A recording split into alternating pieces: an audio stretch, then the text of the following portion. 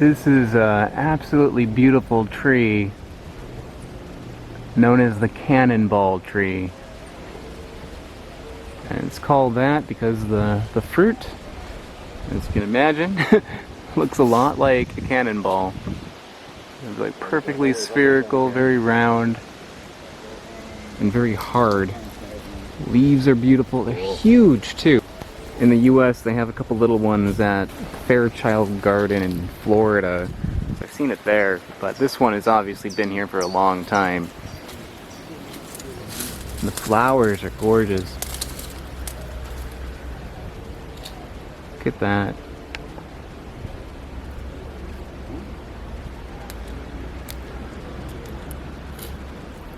You can see like a tiny little bud of one there. And here's the here's where it grows right here. So this here is the cannonball fruit, which is absolutely epic looking. It's like so big. It's very heavy. This one's got a few little breaks in it, but you know, they don't all look like that. And it's very like firmly attached to the stem here. A very tough one. The guy here says that people do eat it. They make a wine out of the fruit. So that's how you would eat the cannonball fruit, is not straight out, but as wine. And some people, they do eat it straight out, but I've heard it's one of the most disgusting fruits in the world if you eat it that way. So I'm gonna see if maybe I can do that. Not too sure. You got it! Wow! See the inside? Yeah! There's the inside. It's not all rotten. You can't get some of my fish you can sell, man. Wow. So here's the inside, and what's really interesting about it is that it changes color once it oxidizes. So when I first cut it open, it was just like pure white on the inside, but now as you can see, it's blue. So that's fun. And it smells like rubber. It smells like a rubber ball. And this is something that I've been told that I can eat. It's edible. You can eat it. But it's not supposed to taste very good. And yeah, this was a favorite food of the giant sloth. The giant sloth used to eat this thing and disperse the seeds. You see how thick that rind is. Like, this took a lot of effort to cut open. And unless you have gigantic teeth like a megafauna of some sort, it's not going to be easy to eat this thing. And even though it's got like these little, you know, punches to the side of it, I don't know like how that happened. I guess like bugs or something? I really don't know. I think this one just like grew oddly. Most of them are not like that. They fall from the tree, and even then will still have like this thick rind around it. Not something that humans would be eating in like any evolutionary sense. This is something that would be reserved for gigantic megafauna.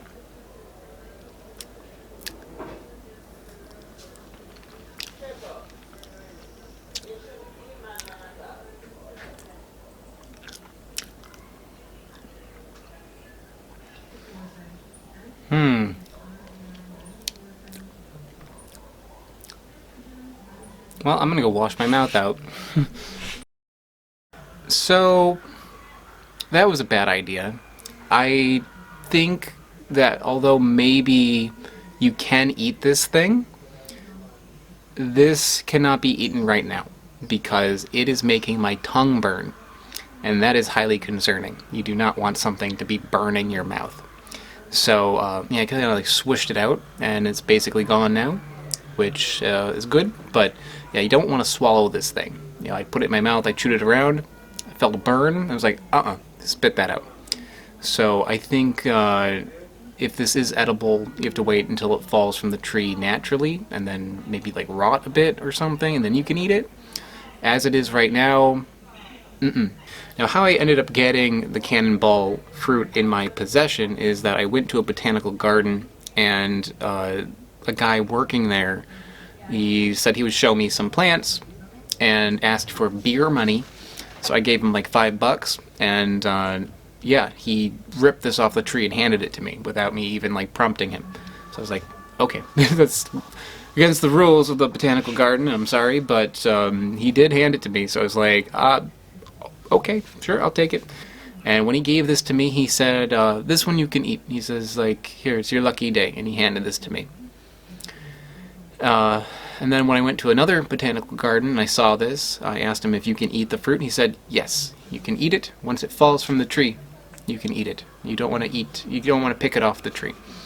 So maybe that's the issue here, is that this one was picked from the tree. It did not fall naturally, and maybe this is not ripe enough to be consumed. Maybe if you're a megafauna, you can eat this and digest that substance in there that is burning my tongue right now, but I think as it is right now, humans cannot in this state.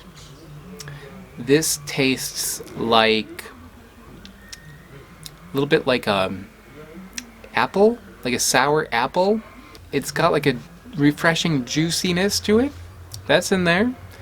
And it's got like a tartness, a little bit like a sour apple or something, but it also has the flavor of like burning rubber, and it smells like burning rubber. That is not something that, you know, screams to me, eat me. I haven't been able to find a whole lot of information about the cannonball fruit. A lot of misinformation out there apparently. So it is kind of interesting to get a chance to talk about this thing and actually try it. And be able to say, for the record, guys, do not try this one at home. You know, make sure that if you are picking up a cannonball fruit, that you're with someone who has been eating them a lot, and that you have it in the right state, from the right tree and everything. Unless you are a giant sloth, I would exercise a lot of caution. So I think that's about it. I will see you guys next time, hopefully with something that is not trying to kill me.